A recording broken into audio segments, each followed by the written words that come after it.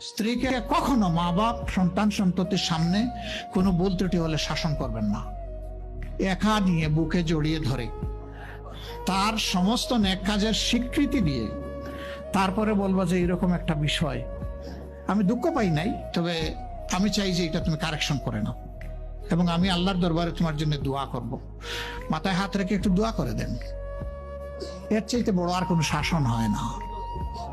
কিন্তু আপনি যদি মাকে খুশি করতে গিয়ে মায়ের সামনে তাকে ধমক দেন, তার ব্যক্তিত্বের উপর আপনি তীর ছুঁড়েছেন, আঘাত দিয়েছেন, সে ফুঁসে উঠবে।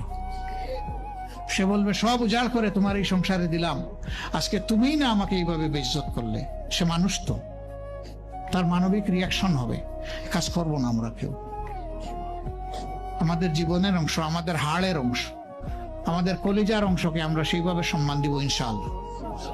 আমরা ভালোবাসবো, সে আমার স্ত্রী। আমরা শ্রদ্ধা করবো, সে আমার সন্তানের মা। স্ত্রী হিসাবে ভালোবাসা পাবে, মায়ের জাতি হিসাবে সে সম্মান পাবে।